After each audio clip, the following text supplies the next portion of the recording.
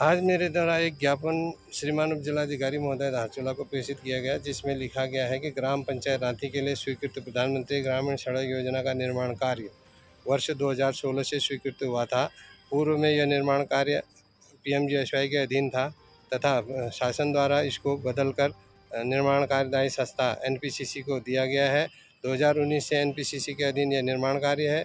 NPCC के द्वारा पूर्व में पीएमजीएसवाई ने 5 किलोमीटर सड़क का निर्माण कार्य किया था।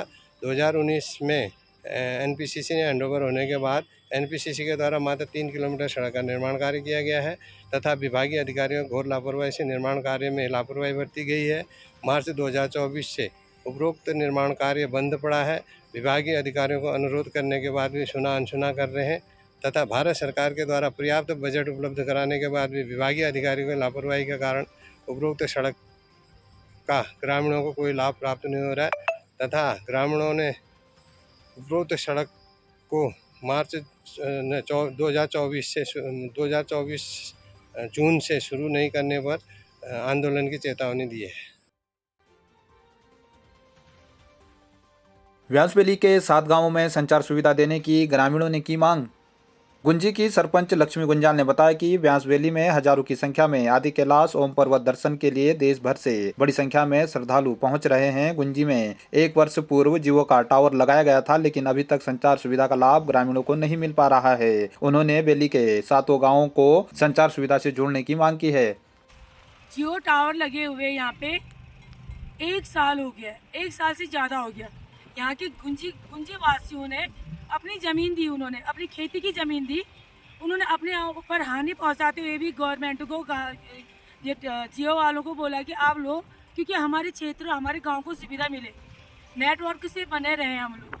अब ये है कि मोदी जी के कृपा से यहाँ पे इतने यात्रियाँ आने लगी हैं कि यहाँ पे जैसे बॉम्बे है, कोलकाता है, राजस्थान है, जयपुर है, सबसे आ रहे हैं यहाँ पे कोई नेटवर्क की सुविधा है नहीं, मगर लगा है तो सिर्फ बीएसएनएल लगा, वो लगा उधर साइड को, बहुत ज़्यादा गांव से दूर लगी हुई है और गांव वालों को बात करना पड़ता है तो 100 मीटर आगे जाना पड़ता है। तो हमें शासन प्रशासन से निवेदन है कि जियो का टावर जल्दी से जल्दी शुरू हो जाए और यहाँ पे जितने भी टूरिस्ट वाले आ रहे हैं और जितने भी यहाँ पर हमारे क्षेत्रवासी हैं उनको भी ये नेटवर्क में बात करने का हमें प्रदान करें और जियो वाले जल्दी से जल्दी आके अपने सिर्फ यहाँ पे नेटवर्क ही चालू होना और यहाँ पे सब काम शुरू हो चुका है, सब बन चुका है, मगर नेटवर्किंग की प्रॉब्लम है यहाँ पे सिर्फ। इसलिए शासन प्रशासन डीएम एसडीएम महोदय से निवेदन है कि ये जल्दी से जल्दी चालू किया जाए। और इस क्षेत्र में व्यासवेली में 7 ग्राम सभा है, तो 7 ही ग्राम सभा में नेटवर्क की सुविधा होनी चाहिए। उस दिन वहाँ पे ये टूटी में थोड़ी गाड़ी यहाँ पे स्लाइडिंग हो गई थी, वहाँ पे नेटवर्क नहीं होने के कारण तब भी हमारे भोर से हमारे जवानों ने उनको रेस्क्यू करके और वाईफाई से बात करके देहरादून से हेली आके उनको लेके रेस्क्यू किया गया। इसीलिए हर जगह अगर नेटवर्क होगा तो सबको पता होगा और सब नेटवर्क से जुड़े रहेंगे। इसलिए आप लोगों से निवेदन है कि सरकार से कि जल्द से जल्दी यहाँ पे नेटवर्क की सुविधा चालू की जाए। धन्यवाद। नेटवर्क भी वो तो छोटे मोबाइल में भी होना चाहिए, हमारे छोटे मोबाइल में नहीं हो रहा है। नेटवर्क आया तो जरूर छोटे मोबाइल में होना चाहिए। बड़ा मोबाइल खरीद भी नहीं सकते, जानती भी नहीं है, छोटे मोबाइल में भी जियो का नेटवर्क आना चाहिए। चाकू से हमलाकार पति ने पत्नी को किया घायल, हायर सेंटर किया गया रेफर।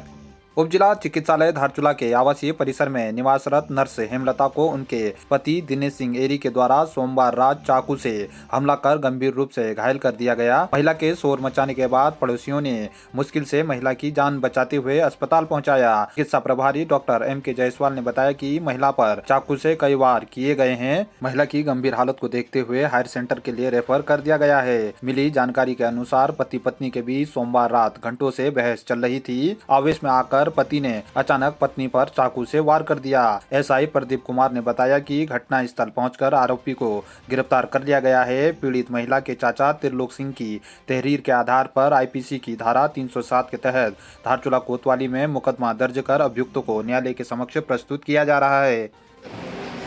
ये उप जिला चिकित्सालय धारचूला में एक स्टाफ नर्स के पद पर है हेमलता।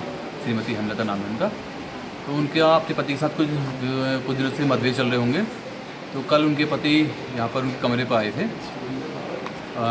उनका कुछ आपस में कुछ कहा सुनी हुई थी, जिसमें आवेश में आकर अभियुक्त जो दिनेश सिंह है उसके द्वारा घरेलू चाकुओं से उस पर वार करके उसे काफ़ी गंभीर रूप से घायल कर दिया गया था, जिसको उपचार हेतु जिला चिकित्सालय धारचूला में भर्ती कराया गया था, जिसकी गंभीर स्थिति देखते हुए डॉक्टर द्वारा उसे हायर सेंटर रेफर कर दिया गया है।